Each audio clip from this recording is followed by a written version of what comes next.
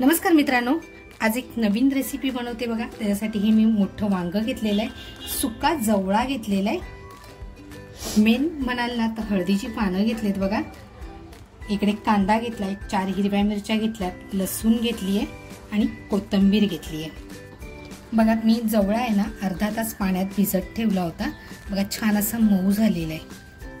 हा आता छान धुवून घेते, अगोदर आपल्याला धुवून घ्यायचंय बघा। जवळा मी स्वच्छ धुवून घेतलेला आहे। काय करते बघा, ह्या वांग्याला अगोदर आपल्याला आहे ना चिरा देऊन घ्यायचे बघा। वांग आहे ना अगोदर मी स्वच्छ धुवून घेतलं आणि आपल्याला इथून वरून आपल्याला अशी चीर द्यायची आहे आणि खोल द्यायची आहे बरं का। बघा आपल्याला चीर आहे ना ती अशी खोलवर द्यायची आहे, कारण आपल्याला हे जे जवळा आहे ना आपल्याला ह्या वांग्यामध्ये भरायचं आहे।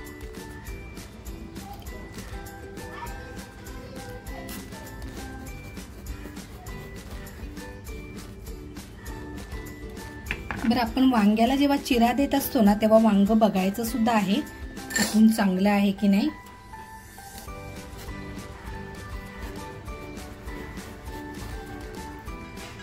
बघा असं छान चिरा देऊन झालेले आहेत वांग्याला। तर कांदा जो घेतलाय ना तो आपल्याला असा मोठा मोठा कापून घ्यायचा आहे, कारण हा कांदा आपल्याला त्या वांग्यामध्ये पोळून घ्यायचा आहे। जो मी जवळा घेतलाय ना धुवून, हा जवळा अगोदर टाकते वांग्यामध्ये।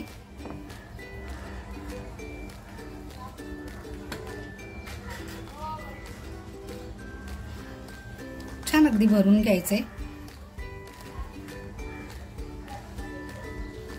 त्याचबरोबर कांदा ठेवते बघा इथे, मिरची जी घेतली आहे ती मिरची सुद्धा इथे ठेवून देते। त्याचबरोबर लसूण ठेवतीये आणि थोडीशी कोथिंबीर। तसंच आहे ना इकडे सुद्धा असा छान जवळा भरून घेते बघा।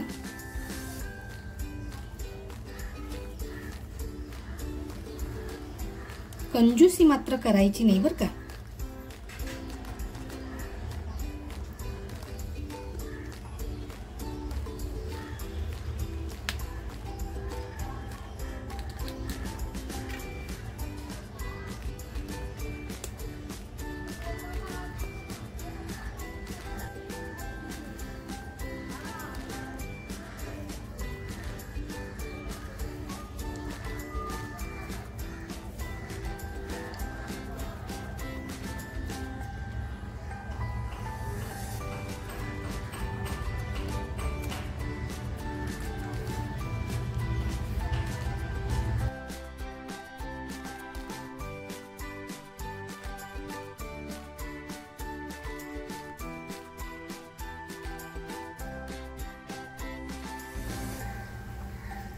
बघा वांग्यामध्ये आहे ना छानसा असा जवळा भरून झालेला आहे।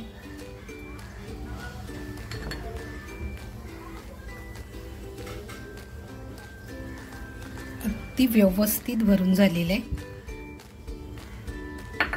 बघा। आपलं वांग आहे ना जवळा, कांदा, लसूण, मिरची, कोथिंबीर सगळ्यांनी छान असं भरून तयार झालेलं आहे बघा। आता जे हळदीचं पान मी घेतलंय ना, हळदीचं पान असं छान ह्याला गुंडाळून घेणार आहे,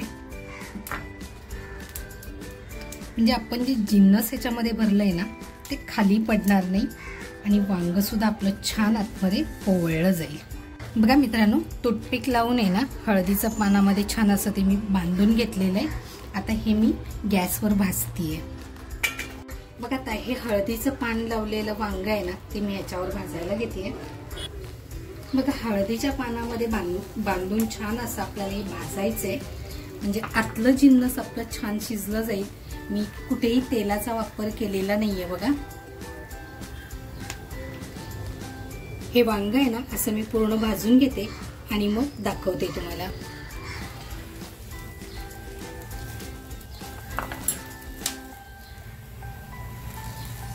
बघा मी मंद गॅसवर ठेवलंय, आता थोडंसं वरून तेल लावतीये, म्हणजे पाणी जळणार नाही आणि आपलं वांग आतून छान पोवळलं जाईल। बघा असं छान गोल फिरवत राहायचंय आपल्याला।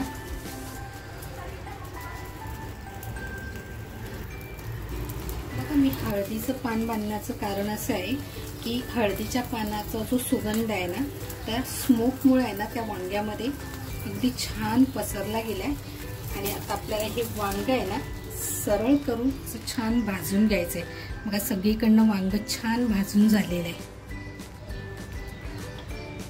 आपलं वांग आहे ना छान भाजून झालेलं आहे। गॅस बंद करते आणि खाली उतरवून घेते। आता हे हळदीचं पान आहे ना काढून घेते बघा।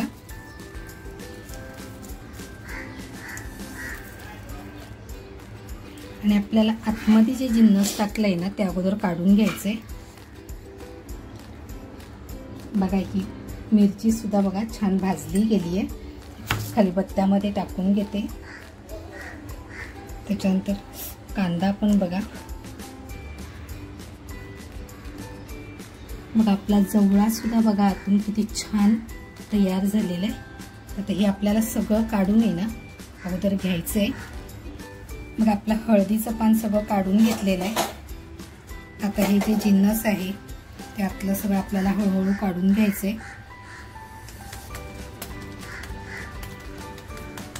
बघा जवळा वगैरे सगळं असं छान निघतंय कारण गरम आहे वांग।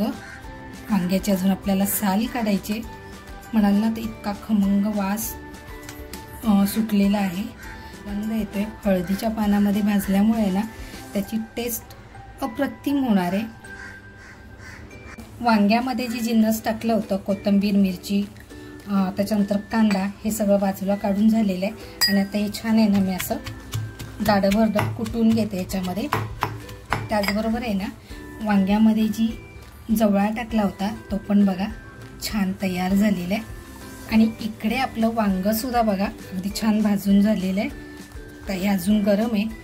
थंड झालं की मी त्याचे साल काढते तोपर्यंत आपण ही कुटून घेऊया। बघा आपला कांदा मिरची लसूण कोथिंबीर छान टेचून झालेली आहे।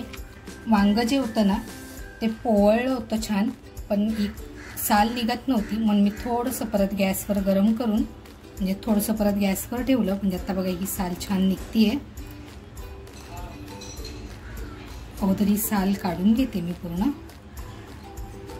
मग आपल्या वांग्याची आहे ना साल छान काढून झालेली आहे। आता हा जो वरचा भाग आहे ना तो फक्त कट करून घेते। आणि हे आपलं वांग आहे ना ते आपल्याला असं छान कट करून घ्यायचंय।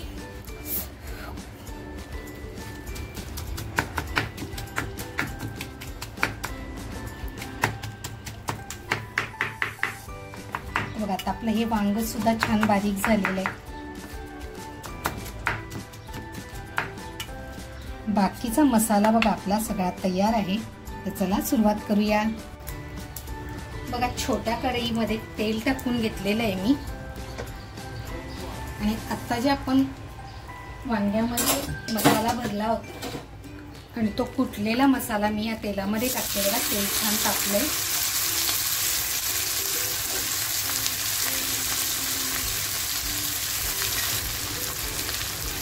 मसाला आपल्याला हा छान परतवून घ्यायचा।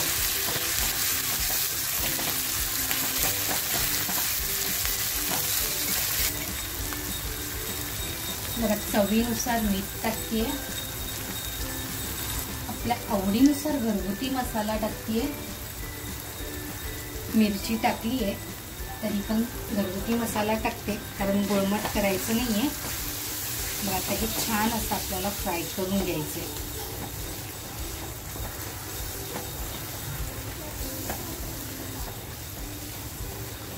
त्याचबरोबर जो जवळा सुद्धा आपण वांग्यामध्ये टाकून घेतला होता तो जवळा टाकते।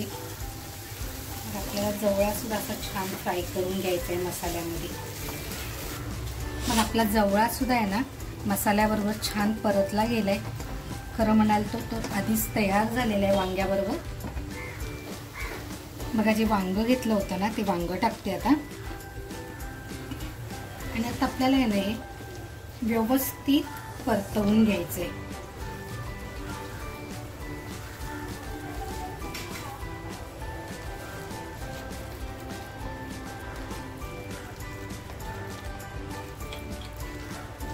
गॅस बघा फुल करते आता।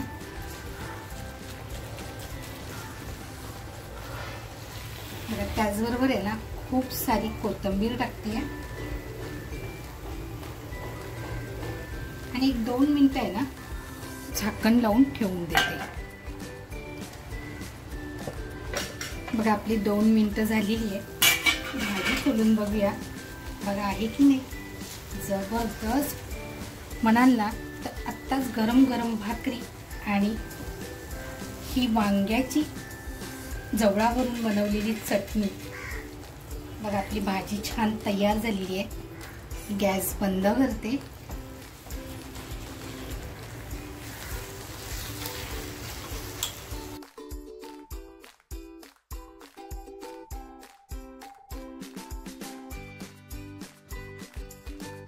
बघा थोडीशी कोथिंबीर। बघा आमचा नाश्त्याची तयारी झालेली आहे। गरम गरम तांदळाची भाकरी आणि जवळा आणि वांग्याची चटणी। तर मित्रांनो ही रेसिपी तुम्हाला कशी वाटली, आवडली असेल, चॅनलवर नवीन असाल तर तुमच्या मित्रपरिवारामध्ये शेअर करा। अजूनपर्यंत सबस्क्राईब केलेलं नसेल तर सबस्क्राईब करायला विसरू नका आणि त्याचबरोबर स्वतःची काळजी घ्या। थँक्यू।